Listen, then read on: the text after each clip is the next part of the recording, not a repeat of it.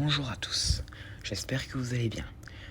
Aujourd'hui, je vais vous parler des créatures de la Terre creuse du Monsterverse.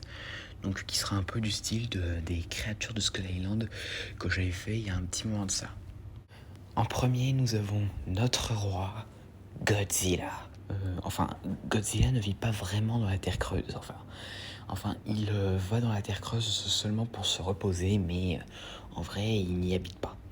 Mais bon, à part ça, j'ai pas besoin de parler de Godzilla, vous le connaissez tous. Ensuite, nous avons Kong, qui lui non plus, je n'ai pas besoin d'en parler, parce que vous connaissez tous. Et donc lui, il vit dans la Terre creuse depuis que la tempête de Ghidorah a frappé Skull Island et après sa confrontation avec Godzilla et Mechagodzilla. Ensuite, nous avons un autre Kong qui, lui, n'a pas de nom. Même si, dans Godzilla Dominion, il est appelé le rival dans le scénario. Donc, ce Kong était un mâle, à peu près de la même apparence que Kong, sauf qu'il était plus foncé et sa fourrure avait des taches blanches, en particulier autour de ses poignets, et de plus, il était couvert de nombreuses cicatrices. Donc ce Kong, il y a des milliers d'années, avait jadis vaincu et chassé Godzilla quand il était jeune de l'un de ses repères dans la Terre creuse. Et donc du coup, ce Kong a fait de ce repère le sien. Mais finalement, en vieillissant, il a été tué par Tiama, qui a combattu pour prendre le contrôle du repère. Ensuite, nous avons les Warbas, qui sont d'énormes serpents équipés de 2 ailes membraneuses rouges qui descendent sur la moitié supérieure de leur corps, soutenues par de longues épines qui sont des extensions de la cage thoracique. Donc dans Godzilla vs Kong, 2 d'entre eux attaqueront Kong et les humains qui les suivent. Donc l'un d'entre eux détruit un des Eve avant que Kong ne le tue, et alors que le deuxième est sur point de tuer Kong, il est déconcentré par un Eve et Kong en profite pour lui arracher la tête. Ensuite, nous avons les Hellhawk. Donc les Hellhawk ressemblent à des chauves-souris géantes avec des têtes et des serres d'aigle, ainsi que des dos blindés recouverts de fines mèches de plumes ressemblant à des cheveux. Lorsqu'ils ne sont pas en vol, leur posture ressemble beaucoup à celle d'un oiseau, car ils replient leurs ailes et les replient sur les côtés. Donc ce sont des prédatrices agressifs qui habitent dans les cavernes de la Terre creuse et qui peuvent facilement s'agiter et envahiront sans relâche tout agresseur ou proie qu'ils rencontreront. Et c'est une espèce qui a évolué au plus profond de la Terre creuse. Dans Godzilla vs Kong, une troupe de Hellhawk est d'abord vue se percher dans la forteresse de Kong dans la Terre creuse, avant d'être réveillée par le souffle atomique de Godzilla, les incitant à attaquer Kong et ses compagnons humains, avant que les Hellhawk ne puissent se rapprocher de Nathan, Ilan et Jia. Le souffle de Godzilla éclate la forteresse et les effraie, et l'un d'entre eux se fait tuer. Ensuite, nous avons des créatures que j'ai déjà présentées dans la vidéo des créatures de Skull Island, les Psychovautours et les Leafwing. Donc si vous voulez plus d'informations sur eux, n'hésitez pas à aller voir les créatures de Skull Island. Donc ces créatures, comme je l'ai dit dans l'ancienne vidéo, ils vivent à la fois sur Skull Island et dans la Terre creuse. Ensuite, nous avons les Arachnoclaws, qui sont des créatures ressemblant à des araignées géantes, bien que lourdement blindées, avec de petits visages et de longs doigts qui imitent la forme de leurs pinces, et leur carapace ressemble à des rochers, probablement évolués comme une forme de camouflage. Malgré leur thème arachnoïde, ce sont des vertébrés selon Xander Smith, car ils ont une cage thoracique et des omoplates. Dans Godzilla vs Kong, alors que Kong traverse la Terre creuse, il piétine presque un groupe d'arachnoclaws de la Terre creuse, alors qu'elle se camoufle contre le sol. Perturbées, les créatures se lèvent pour s'éloigner, mais l'une est happée et dévorée par un lézard géant.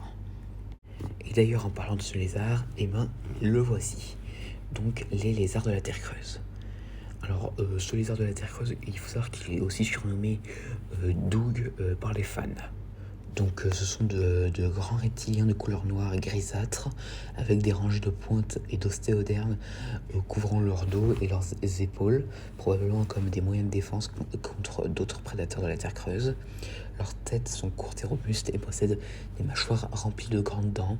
Leurs yeux sont presque tournés vers l'avant, permettant une vision binoculaire ou stéréoscopique, similaire à de nombreuses espèces de prédatrices modernes, indiquant que les lézards de la terre creuse sont des prédateurs. Leurs yeux possèdent également une crête osseuse jusqu'au-dessus de leurs orbites, ressemblant à un crocodilien. Dans le livre d'art de Godzilla vs Kong, il suggérait que ces lézards sont une espèce dérivée de la lignée évolutive de Godzilla, avec les plaques dorsales déchiquetées des lézards et l'apparence générale étant indicateur de cette relation. Et comme je l'ai dit, dans le film, on peut en voir un dévorer un arachnoclo. Ensuite, nous avons un poisson géant qui, lui, n'a pas de nom officiel et qui est juste surnommé Genitor. Donc, Genitor ressemble beaucoup à un Dancleosteus géant. Son corps est bleu et il a des nageoires rouges avec 2 bras se terminant par des griffes. Il a des plaques osseuses antérieures massives ressemblant à des dents qui dépassent de ses mâchoires. Ses yeux sont rouges. Quand Godzilla trouve une brèche dans son ancien repère ouverte par la détonation d'un ogive nucléaire par Eiichiro Serizawa, il est attaqué par un essaim de poissons géants qui proviennent de la Terre creuse. Donc Genitor émerge de la Terre creuse à son tour et mord Godzilla au cou, le repoussant et le faisant saigner. Godzilla riposte rapidement en lui arrachant la colonne vertébrale et en le tuant instantanément. Ensuite, nous avons 2 créatures, Camazotz et ses sbires. Donc Camazotz, j'en avais déjà parlé dans une vidéo lui étant consacrée, donc nous allons plus parler de ses sbires. Donc au niveau de l'apparence, les sbires de Camazotz sont plus ou moins des versions un peu plus petites que Camazotz. Et ce sont des créatures agressives suivant les ordres de leur alpha sans faiblir et agissant comme sa légion personnelle. Mais après avoir été témoin de la défaite de Camazotz, ces créatures se sont enfuies dans la terre creuse, dans une frénésie paniquée montrant qu'elles s'appuient profondément sur leur alpha et ne peuvent pas fonctionner comme un troupeau organisé sans lui. Pour leur histoire, je vous redirige vers ma vidéo sur Camazotz. Ensuite, nous avons une créature dont j'en avais aussi parlé dans la vidéo des créatures de Skull Island, à savoir les rampants du crâne. Mais je ne vais pas parler d'eux parce que déjà j'en ai déjà parlé dans la vidéo des créatures de Skull Island et aussi parce que je prévois une vidéo sur eux. Donc, créature suivante. Alors, cette créature-là, vous ne devez certainement pas la connaître car c'est une créature qui devait apparaître dans Godzilla vs Kong mais a été retirée. Donc cette créature se nomme Shimida et c'est une créature arthropode à base de sable qui rappelle une chenille ou une larve. Sa peau a une texture rugueuse et ridée comme celle des mammifères pachydermes recouvertes de grosses bosses et d'une rangée de plaquages ressemblant à des crocodiliens qui coulent sur son dos. Il a 6 pattes segmentées et 2 longs membres antérieurs. Sa tête est bulbeuse avec de petits yeux circulaires et des trous qui semblent être des oreilles internes. Sa bouche se compose de 6 parties, 2 yeux circulaires sur l'axe gauche-droite et 2 ensembles en forme de mandibule sur l'axe dorso-ventral qui s'ouvre comme une plante carnivore, ce qui l'aide à plusieurs humains à la fois.